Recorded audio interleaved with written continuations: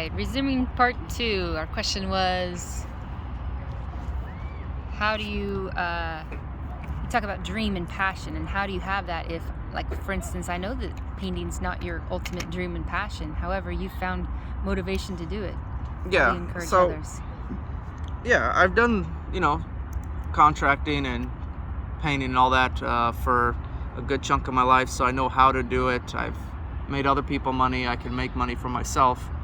It was just never my passion. I always wanted to quit everything and just pursue passion, but sometimes just how do I have a passion of giving away money if I don't have anything to do that with? How do I have a passion to help somebody if I don't have a way to get there? So I think just by taking steps, and people and friends of mine would advise that, hey, if you want to be in business and you want to help other people in business and you've never ran a business, then your first job is to start a business. And whatever business you start, you would learn everything you need to know, and from that you would be able to help others when they get into business. Because if you don't know what to do, or you don't know where square one is, that's why there's classes and there's free programs, there's IDA programs where they'll give you about 10 grand and help you and give you the money to succeed and advise you and help you. And there's programs everywhere for that stuff, but it's like, if you're not looking for it and you're not starting somewhere, you're not going to get there. So for me, I know that my passion is to love and help people.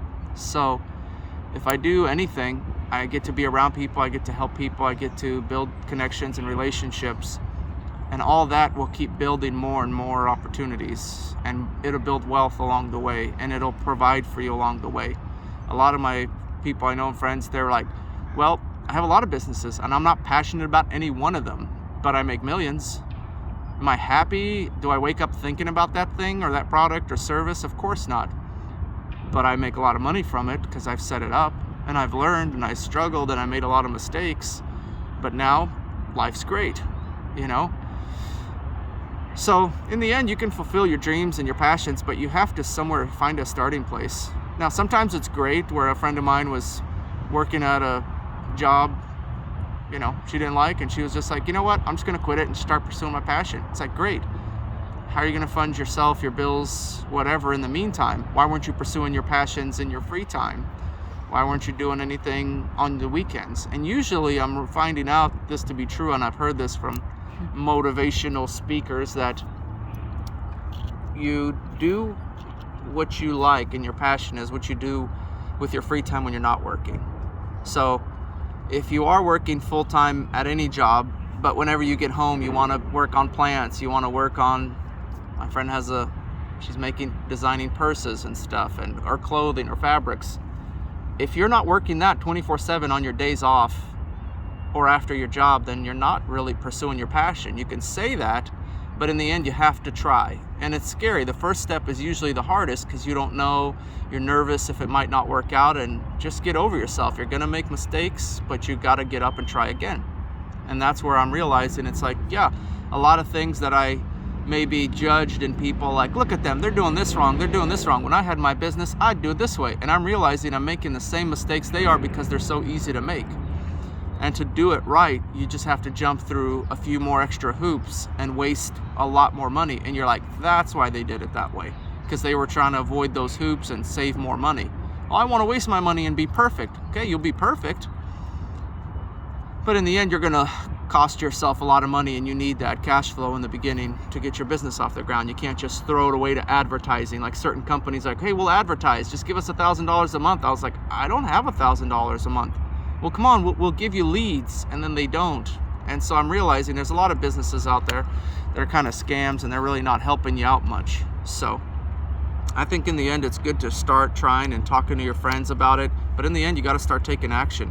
And if you don't want to take action, hey, that's cool. Keep talking about your dreams, keep writing it out, make a dream board of your visions, of your goals and your plans, but take care of the things you can do. What can you do? Well, I can't have $1 million to buy all my fabrics or whatever. Well, hey, what can you do? One of the things that is very simple that anyone can do is take care of their body. So if you want to wake up in the morning and go do a workout and take care of your body, that'll start giving you the excitement, energy to take care of another area of your life. If you let that part go, as was talking to another friend, like, well, I'm skinny, I don't have a problem. I was like, well, the problem is you eat a cow and I eat a cow. That same amount of cow got processed through our heart. And if I exercise and I'm healthy, I have a strong, healthy heart, but you have a skinny, weakly heart body. You still need to take care of yourself. And if you can't advise people if you don't do that stuff yourself. So for me, I need to do it. I need to apply myself in every area. And physically in the gym and all that, that's something you can control and do on a daily basis. How do you get motivated to do that? Yeah, motivation's a tricky thing. Some days you have it, some days you don't. So the days you don't have it, it's great to have friends and partners to do it with you. Because sometimes you're like, well, I'm motivated to start my business. And then what? And then I wasn't motivated the next day. Some days you can be all fired up. I remember many times I was so excited for like a day or two, a week, and then I was not excited about that anymore. And my friend was like, hey, it's great that you're excited. Let me see if you can hold on to that excitement for a year. And you can't. It's good for about a day or a week. And that excitement's good to get you to step out and try. But to have the consistency and the longevity, it has to be a character thing. And if you don't have character, man, it's good to have people walking with you, because then they'll kind of cheer you on and motivate you and do it with you.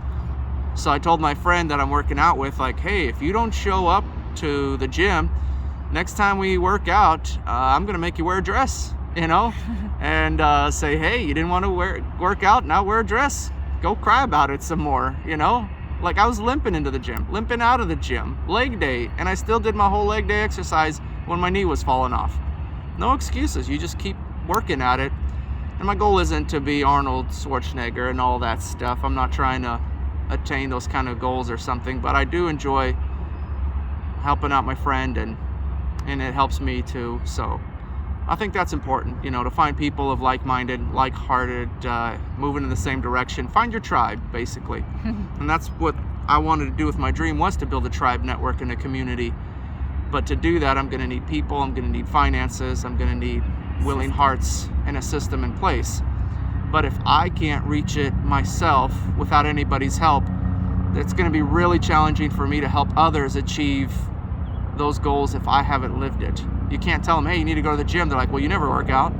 Hey, you need to be disciplined. Well, you're not disciplined. Well, hey, you need to do this and that and take these classes. Well, you never have.